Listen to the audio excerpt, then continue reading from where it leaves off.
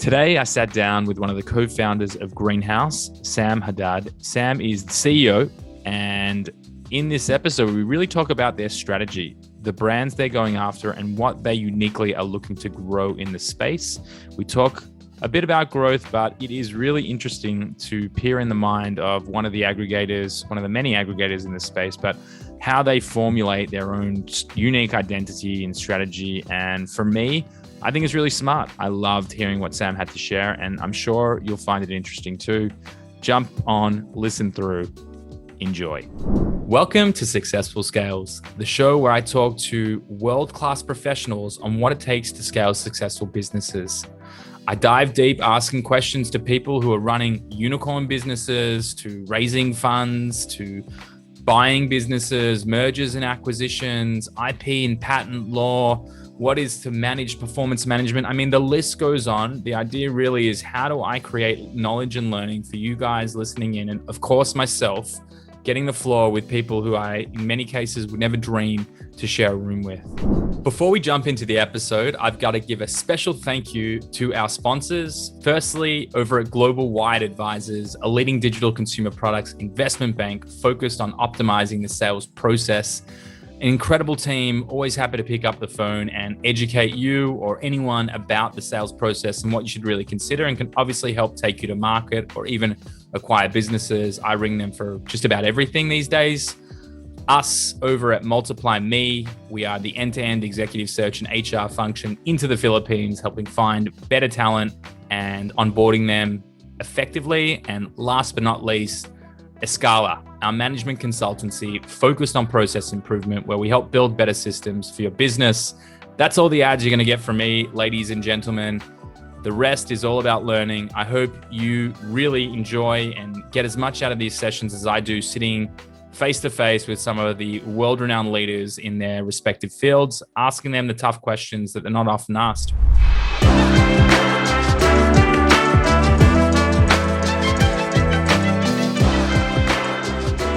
Sam, mate, welcome to an episode of Successful Scales, my friend. Yoni, thank you for having me. It's a pleasure.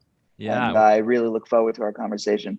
Well, mate, I've been looking forward to this. I know we tried to schedule it in, and here we are. And like so many others, got caught up chatting about everything in between, about the future and the direction. Probably should have hit record, 5-10 minutes ago, but we're here now. So obviously, I'm all too familiar with you and your brother and Greenhaus and what you guys are up to. But before we jump into, the many questions that I already have, and the very intelligent insights you're already sharing, love you to just give those listening a little bit of background about you.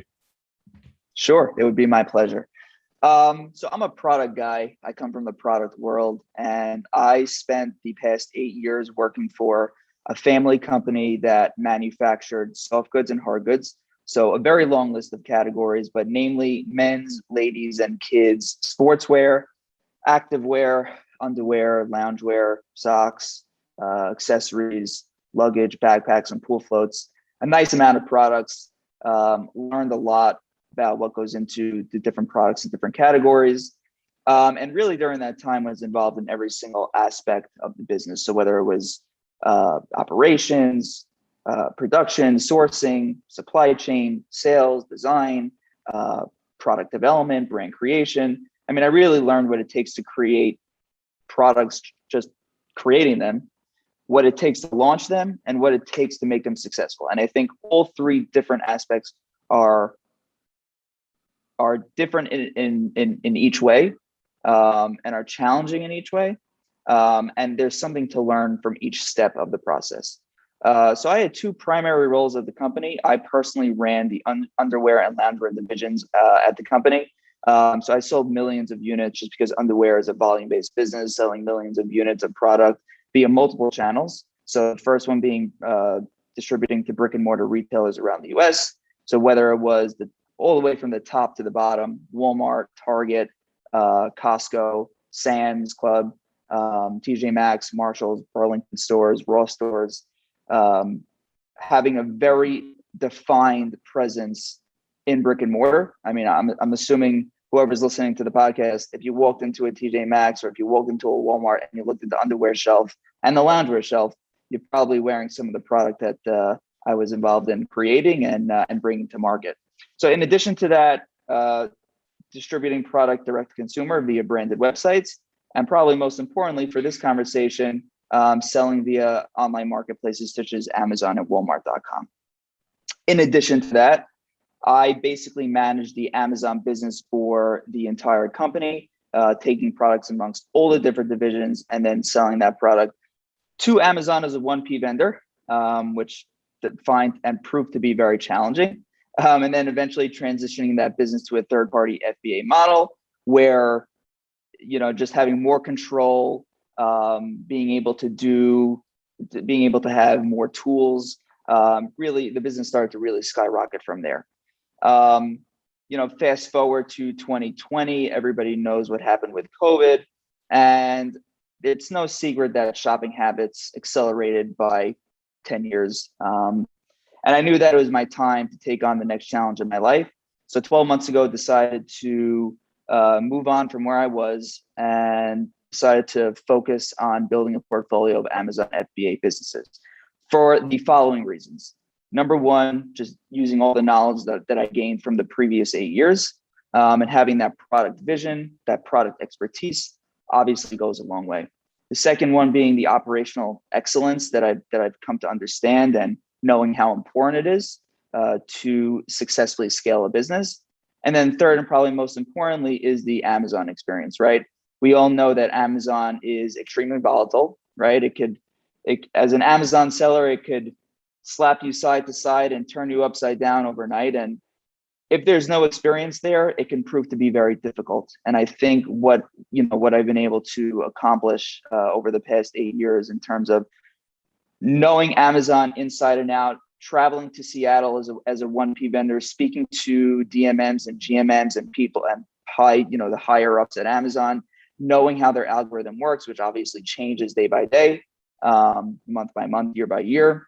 It always helps to have that knowledge. And so Greenhaus was born.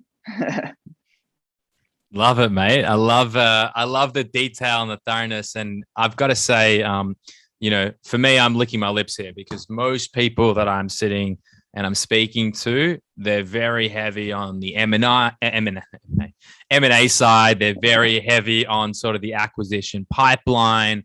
And for me, I'm a creative, but I'm also, in the ops game. What we do is we help build operations. So to sort of sit here listening back to sort of the gamut of your skill sets and sort of where you're at, I think we can have a very different conversation today about, some of the challenges when we talk about building businesses, particularly in this space, and, some of the opportunities that exist. You're going to have a very different perspective. So, mate, firstly, thanks for giving me the full rundown here. My hands sore from all the notes that I've been taking. But, mate, let me start off by really digging into, 8 years across virtually everything that is operational in the business. And, you said, if it was TJ Maxx or Sam's Club or Walmart or wherever you probably bought, something that you've had a hand into some varied degree. I mean, the relationships that you build when it comes to wholesale in brick and mortar. I mean, in my mind, and I haven't done a whole lot of this stuff. I've sold into, I did a deal with Hobby Lobby once upon a time.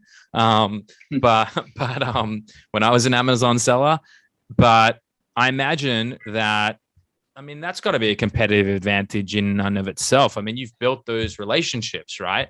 Does that become sort of a very obvious channel for you guys to help scale?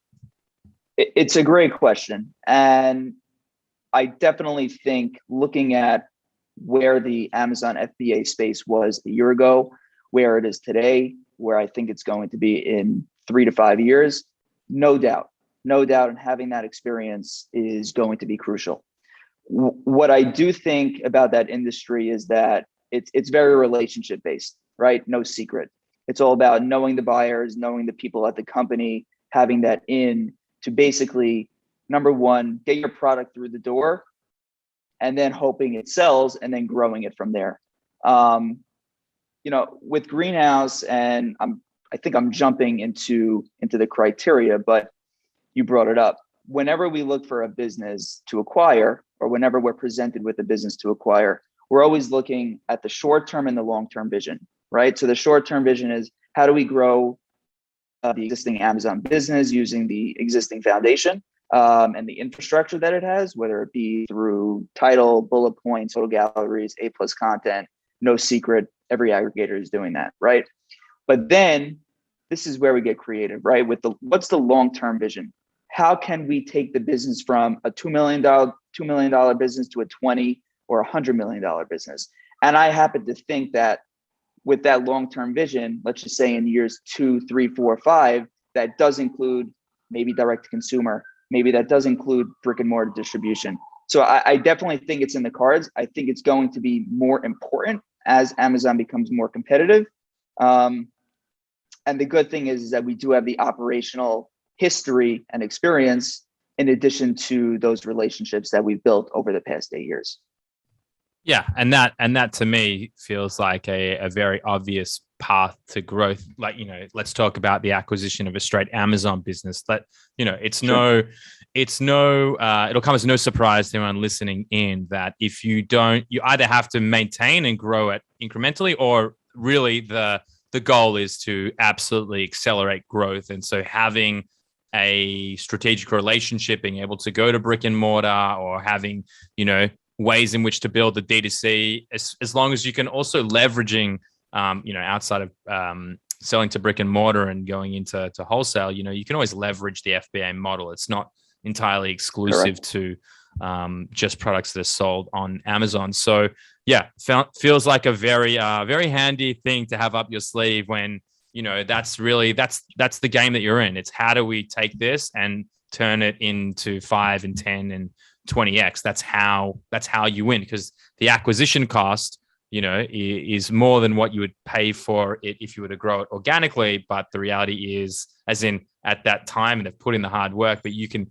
have access to that acceleration. So yeah, no, I'm just processing, again, the fact that you're very much the product guy and have had that sort of thing, that sort of experience. To me, there's a lot of interesting things. Like, for example, and I'm sure we'll jump into your criteria. I mean, we were talking before a little bit about the direction and the future and the vision around Greenhaus, and I personally love it and think it's extremely smart. So I'm excited for you to sort of share with people a little bit about that. But surely another opportunity for you guys is that you look at the products, you already have the relationships with the manufacturers, you understand what can and can't be done. So another very clear, easy way to accelerate is to, additional SKUs, product variations. Like, these are the things that you'd probably eat up, right?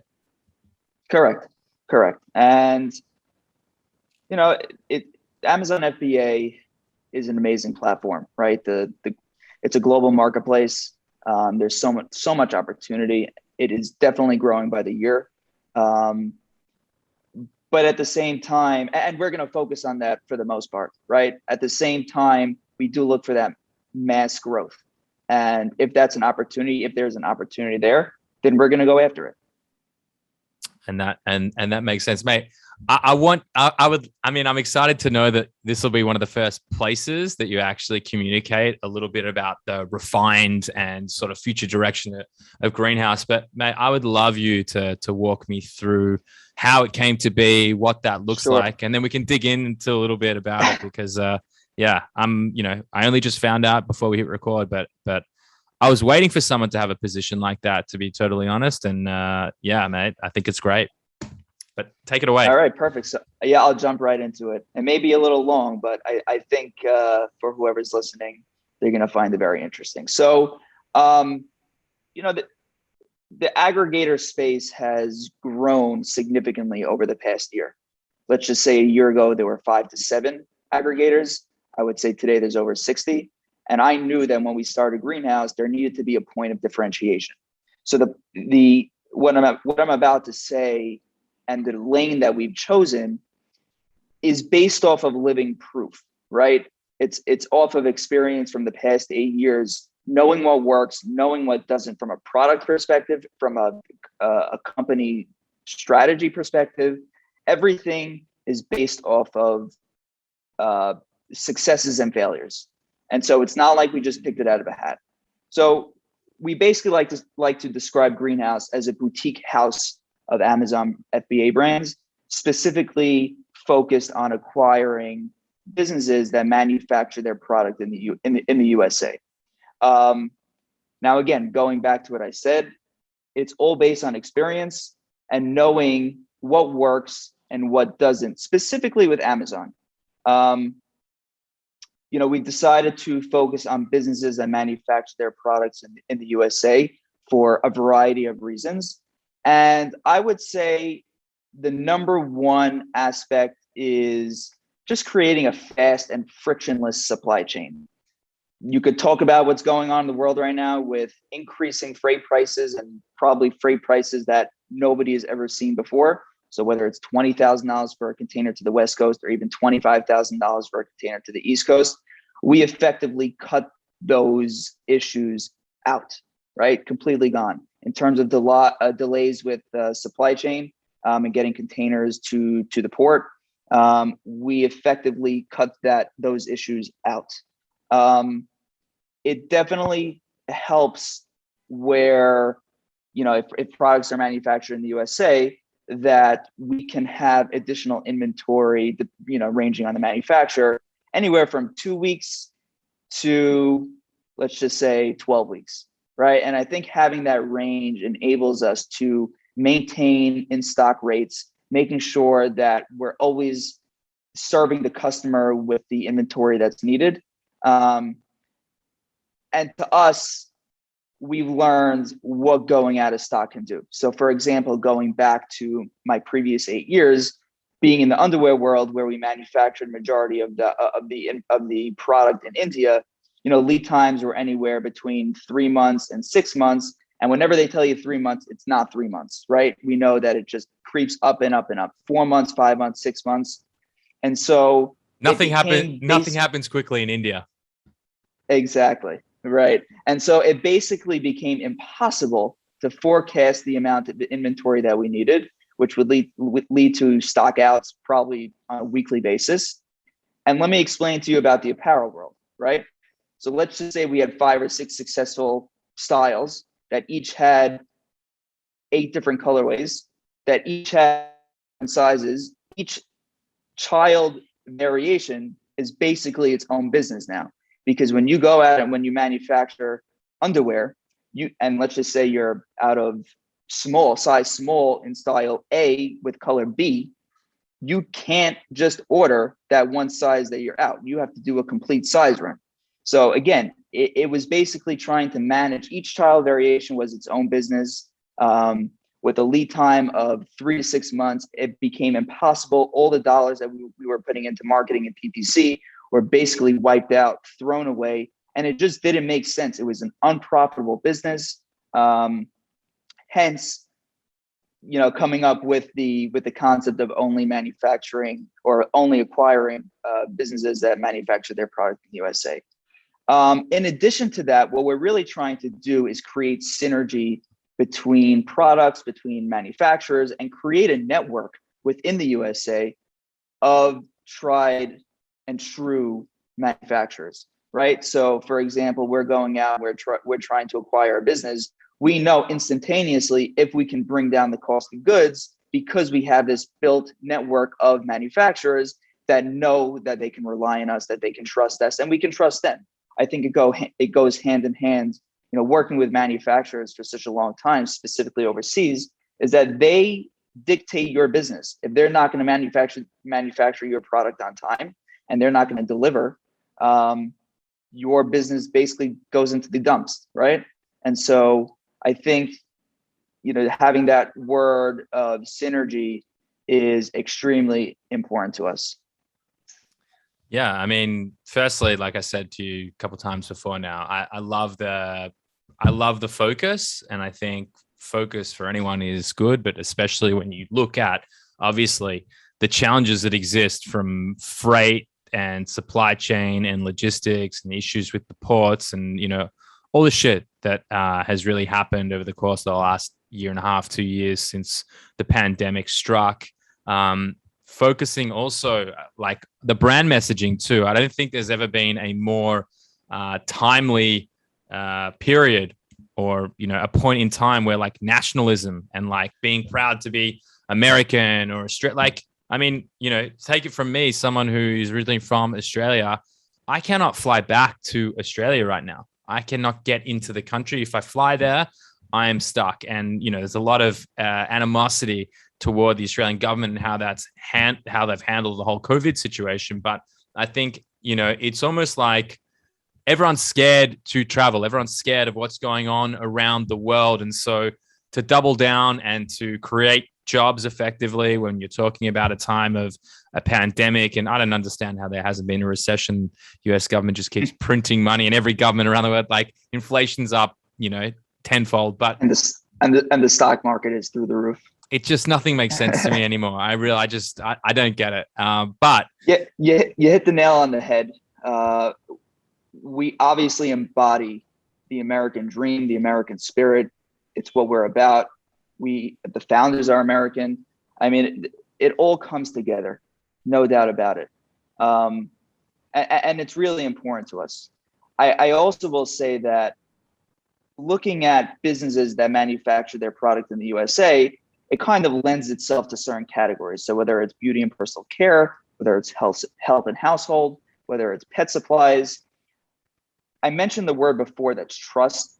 These products need trust from a consumer perspective, right? A consumer that's putting something in their body, that they're ingesting, that they're giving to their pet, they need to know that it's quality product, right? And so not only are we making the business more efficient, right, and effective, but in addition to that, I think customers will know that they can trust our products because we're going to create this network of manufacturers that we know have a track record. Again, love it and think that there is a whole lot to be said, especially as well. And I think about the demographic and, you know, like, yeah, I don't know how many people live in flyover states that are listening to this podcast, but you know, when you think about those states in the South, you know, the notion of American owned, American made, American manufactured, I feel like it really plays into that national pride. And so, you know, you guys are the ones coming up with the ideas here, but you know, even drilling down deeper into that focus, it's like, how do I acquire brands that also are products that appeal to the buyers who live and breathe and would die for the American flag? You know, you could even spin that concept further so that it's, you know, from the inception point of, I know this speaks to my buying audience, I'm going to go after products that make sense too. Correct. And I think at the end of the day, we want all Amazon FBA sellers to know that if they're manufacturing their product in the USA, they should come to us because we succeed in taking those companies from A to B to eventually Z and really growing them not from the ground up, because I think sellers don't get enough credit for all the work that they do. It is not easy running an Amazon business. And so many people think that Amazon sellers work 5 to 10 hours a week and that's it. And it's sit back, relax, and enjoy the show. I think it's so much more than that. And I just don't think they're given enough credit. So not that we're taking it from, or we're growing it from the ground up, but as I said before, using the existing infrastructure to really grow the business in the way that it should be. Yeah. And I think, you know, I'll agree with you. I think that, yeah, Amazon sellers probably don't get enough credit to a point. I don't think anyone's sitting back and, you know, doing absolutely nothing with their time. But when they come to an aggregator, when they come to a greenhouse, you know, in it comes the economies of scale. In it comes the ability to actually structure it in a way where, like you said, you have a network of manufacturers. You know, all of a sudden, one of the manufacturers can't produce a specific component. You can leverage the network to fill in the gaps. And all of a sudden, you don't have to have these mass delays and production run failures and things that would otherwise crop up when you are limited to the one relationship that you have, and who knows, like you said before, especially when we're talking about overseas, you're totally beholden to working with people that you can't jump on a plane or pick up a phone and speak to them at any time, or even in their own language. You're exactly right. And I've had the horror stories. I know it can happen. It is not fun. There's always ups and downs in the process. And if you don't come from the product world, it's hard to understand, right? With any product, there's a life cycle, and it's important to understand it. It's also important to understand that products change over time and that prices change over time, right? So you can look at an Amazon FBA business and look at the cost of goods and say, wow, that margin is really great. But guess what? In a year from now, what's it going to look like? We all know that prices for raw materials are increasing day by day. And so it's impossible to predict exactly what's going to happen. But I do think that it needs to be taken into consideration to understand what the return is going to be over a certain amount of time. Absolutely. While you were sort of breaking that down for me, then I was thinking about a video I watched actually yesterday. Adam Runquist, I think he goes by Adam Heist on his YouTube channel. I don't know. Do you see his 20-minute long? You see that? I'm seeing notes here. Yep. So I watched it yesterday, and it's the first time that I've heard someone firstly break down it's not really the unit economics, but effectively the economics of an aggregator. I was actually talking to Global Wide Advisors, who sponsor our show here. And I was saying, like, that would be a fucking interesting piece of content to actually look at. How does it break down? Like, how do you, as an aggregator, like, what's the long-term play, and how does that make sense? So honestly, that's not my jam, as in, like, I'm not a numbers guy. I'm not going to get, that's not the things that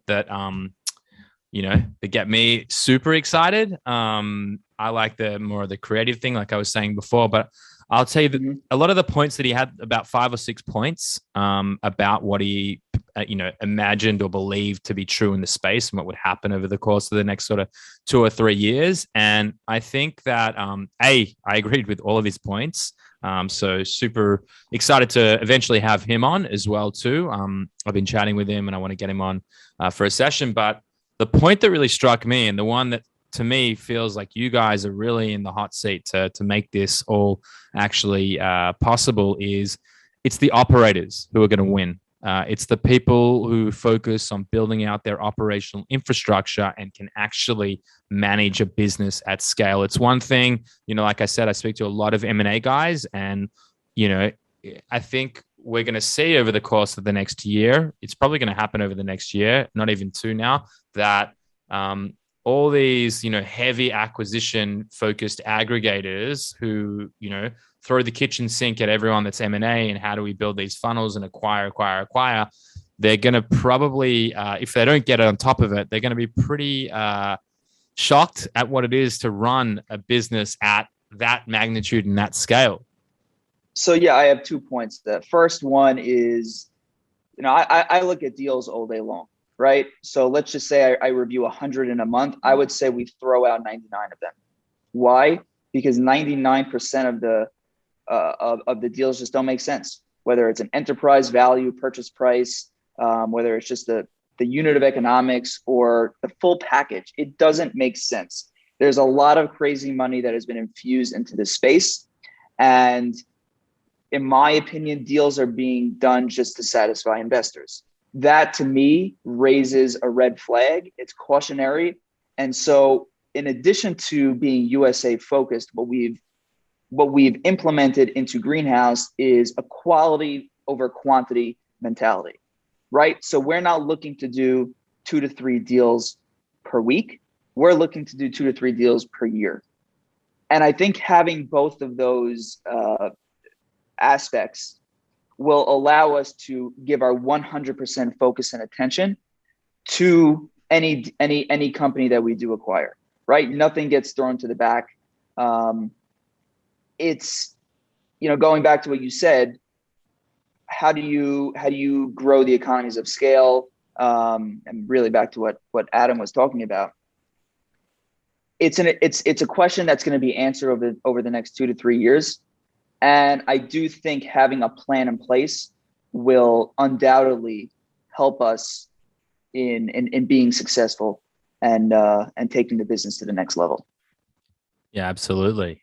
You failed to plan, you plan to fail. The age-old saying, but it's absolutely true. And I say this with business focused on process improvement, and that's all we do is we plan and we iterate and we improve everything that's going on internally and for the clients that we work with. That's the name of the game. How do you build something that nothing's future proof, but how do you build something that the standard deviation of change is going to be very much marginal as opposed to a full organizational restructure or poor planning on capacity and output, whether it's from a production standpoint or whether it's from an output design. How can I keep up with, the tens of thousands of SKUs that I have and making sure that every single listing is optimized, the ABC is there. Like, have I built all of that and planned for what, that acquisition pipeline looks like?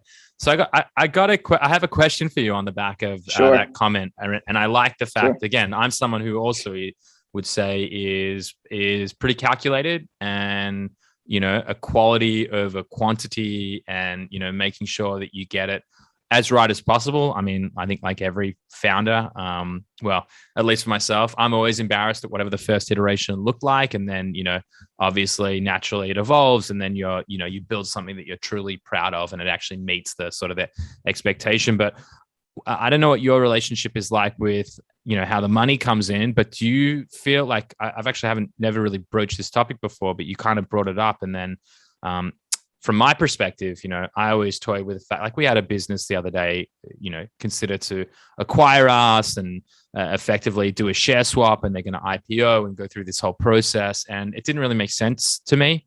I didn't believe in the vision around, a conglomerate of service-based businesses, and they're effectively creating the aggregator model, but for services.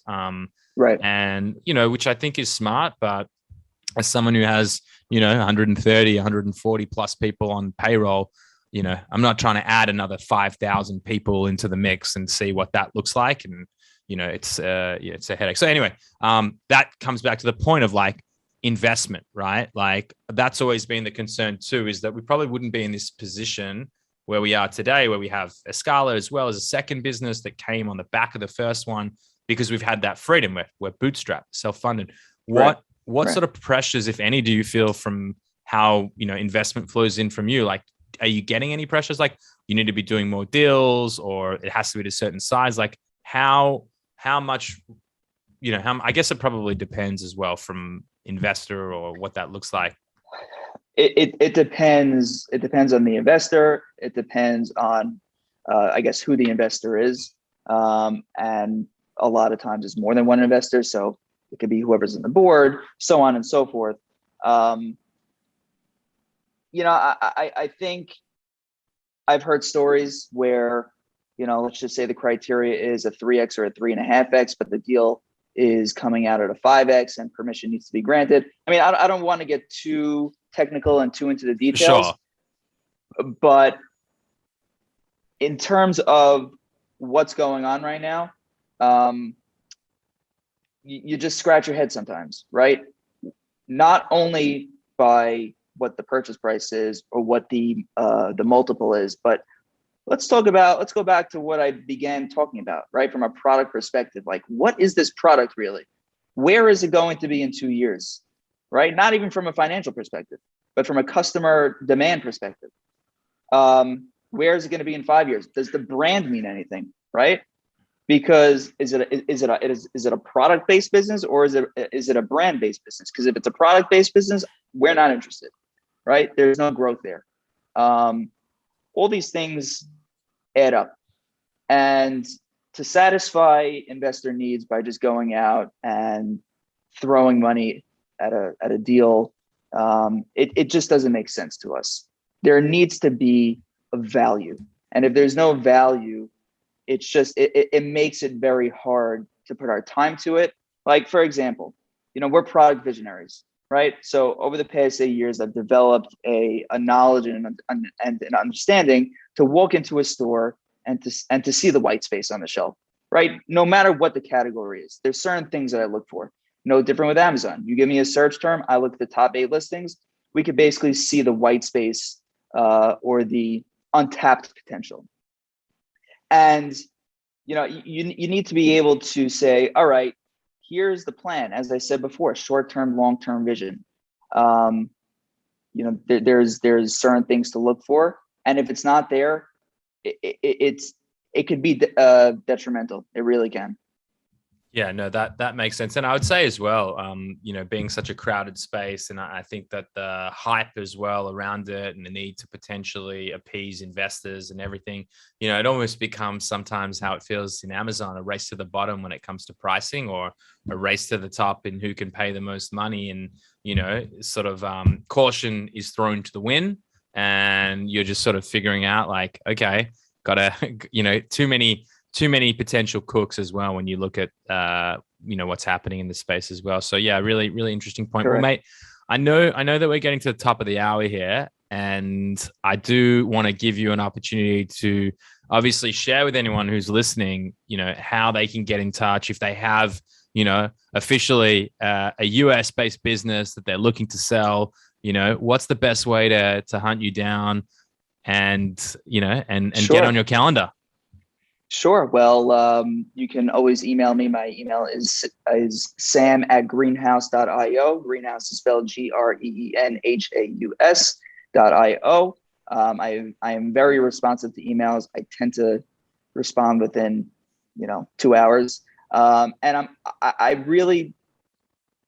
pride the company on giving responses back to potential sellers very quickly, right? Not in terms of here's the deal that we're going to give you, but if it's a yay or nay, right? As I said, we're product people. We can look at a listing and know within an hour if this is something we're going to focus on. That comes with experience. That comes with having a very tailored criteria. That comes with just knowing what we want and knowing what works and knowing what doesn't. I may sound repetitive at this point, but again, to us, that really is the most important thing. So sam@greenhaus.io, looking forward to, having conversations with sellers out there about how the business can grow, about how we can take, the company from A to Z and really invest the time and create an emotional connection with the brands that these sellers have created. Love it. And I'd say, never apologize for ever sounding repetitive. What I was told from a brand positioning perspective is like, we're sat through this podcast right now. We've had a conversation for 40 minutes or whatever. And so, hopefully someone's gotten all the way up to the end of it, but maybe they haven't. And you become effectively the sum of all the little components and pieces that people are putting together. You've done now a podcast here, 20 minutes there, video snippet here. And so you got to tell that story as many times as humanly possible, and to whoever is listening and will hear and is relevant, because the more you can sort of get that story outward and the more areas that you can sort of attack, the more likely you are to have the impact and the success. So yeah, I tend to like sometimes Agreed. feel like I'm repetitive, but I was like almost cautioned saying that's what needs to happen. So mate, didn't sound repetitive to me. All right. I appreciate that. Thank you very much. One thing I did fail to mention is that Greenhaus is undergoing a rebrand. So in about a month or a month and a half from the date of this recording, there will be a completely new look for Greenhaus, basically encompassing what we've spoken about today. And it'll look much better than what we have now. Well, I'll release it at that time. So guys, Perfect. That we recorded this a while ago, but it'll come out when the new branding and everything's looking slick. And mate, can talk. I might have some resources for you that might be able to help with that stuff if you don't have them locked away. But mate, thank you so much for jumping on and thank you and sharing for the first time a little bit about the direction. I love it. And I'm excited to see just how far you guys take it. Yoni, thank you so much for having me. I would love to come back on the podcast in maybe a year or two to give you an update on where we stand, what we've accomplished, what we think is going to be future of this Amazon FBA space. It's always a pleasure coming on. And I will say, just us creating a relationship dating back to, I believe it was December of 2020. I'm very grateful that we were able to connect then. Likewise, and we actually met on Clubhouse. Funnily enough, while that was Right, still a thing. But God rest its soul. No, I think it's still going. I just don't jump on it. But mate, I'd be happy to lock you in 2 years from now, a year from now. We could do it on reoccurring because get it on the calendar. Let's get on the calendar because I think it's going to be really exciting and interesting to look back because of how fast the space looks. But you know what? We can save our love story and talk after this. Thanks for listening, guys. And again, thanks so much for coming on, mate. Thank you.